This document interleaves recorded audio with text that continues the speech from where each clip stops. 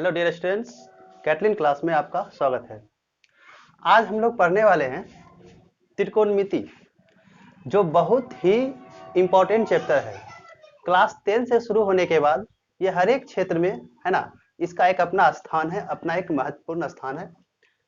आज हम लोग त्रिकोणमिति का सबसे बेसिक कॉन्सेप्ट के बारे में समझेंगे कि त्रिकोणमिति है क्या, इसमें क्या क्या होता है ना।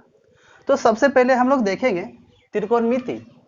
त्रिकोणमिति 3 अक्षरों से बना हुआ है।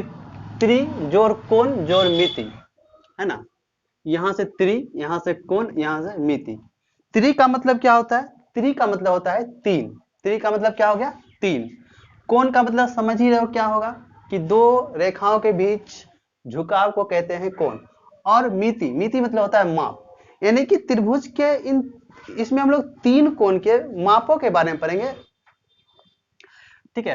तो अब यहाँ पे हम लोग सबसे त्रिकोणमिति जब भी हम लोग पढ़ते हैं तो उसमें सबसे पहला ध्यान हमारा जाता है समकोण त्रिभुज पे।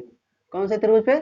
समकोण त्रिभुज पे सबसे पहला ध्यान जाता है समकोण त्रिभुज के, क्योंकि इसमें जो भी यूज होगा उसमें केवल समकोण त्रिभुज ही यूज होता है। तो इसलिए समकोण त्रिभुज के बारे में जानना बहुत जरूरी है। समकोण त्रिभुज कहते किसको है? तो समकोण त्रिभुज कहते हैं ऐसा त्रिभुज जिसका एक कोण 90 डिग्री यानी कि समकोण हो, उसे हम लोग क्या बोलेंगे? समकोण त्रिभुज कहते हैं।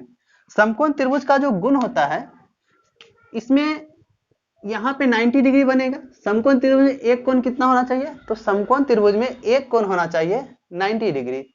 तो 90 डिग्री के सामने वाला जो कोण होता है, सॉरी भुजा होती है, उसे हम लोग कहते हैं कर्ण। उसे क्या कहेंगे? कर्ण। कर्ण को इंग्लिश में हाइपोटेनस, जिसको एच से सूचित किया जाता है। उसके बाद दो जो अलग अलग भुजाएं बच जाती है वो कहलाती है आधार और लंब। आधार और लंब।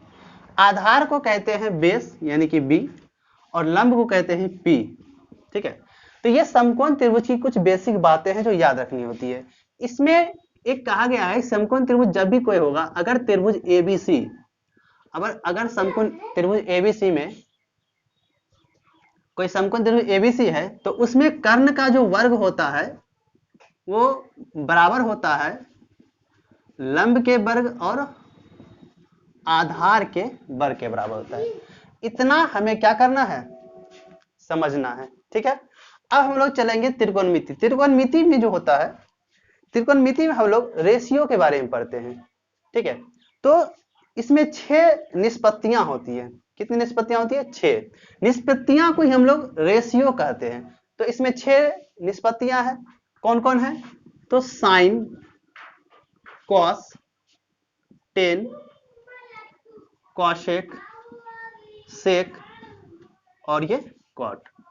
इसके साथ कुछ कोण के माप होते हैं जिसको theta, alpha, beta, gamma, phi कुछ भी कहा जाता है, कुछ भी रख सकते हैं, ठीक है। तो इनमें 6 निष्पत्तियां आ गई, साइन, कॉस, टेन, कॉसेक, सेक और कॉट। ये 6 निष्पत्तियां होती है, ठीक है। और ये 6 क्या है? एक रेशियो है। किसका रेशियो है? तो त्रिभुज की भुजाओं का रेशियो है, ठीक है। ये 6 क्या है? रेशियो है। किसका? तो त्रिभुज की भुजाओं का। त्रिकोणमिति में हम लोग 6 निष्पत्तियां पढ़ते हैं। कहीं भी कोई भी क्लास में चले जाएंगे, कहीं भी पढ़ेंगे तो यही 6 निष्पत्तियां ही आएगी, इसके अलावा कोई निष्पत्तियां नहीं है। अब 6 ही निष्पत्तियां क्यों है? 7 क्यों नहीं है? 8 क्यों नहीं है? 10 क्यों नहीं है? 6 निष्पत्तियां क्यों है? 6 निष्पत्तियां इसलिए है क्योंकि ये क्या है? ये तो रेशियो है। तो रेशियो यहाँ पे हम त्रिभुज की 3 ही भुजा होती है। त्रिभुज की कितनी भुजाएं? 3 भुजा होती है। तो त्रिभुज की जब 3 भुजा होती है, जब इसका रेशियो लेंगे तो किसका इसका ले सकते हैं? लंब आधार का ले सकते हैं।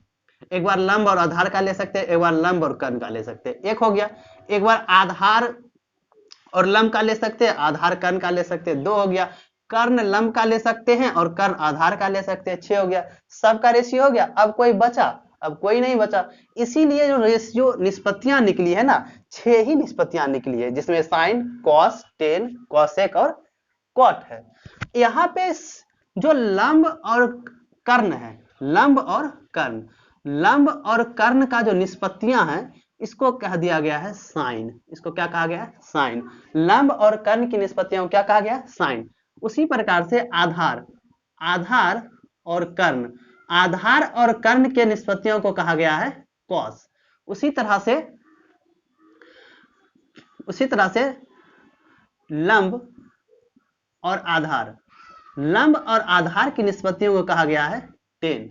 ठीक है, तो साइन का क्या हो गया, लंब बटे कर्ण, कॉस का क्या हो गया, आधार बटे कर्ण, टेन का क्या हो गया, लंब बटे आधार।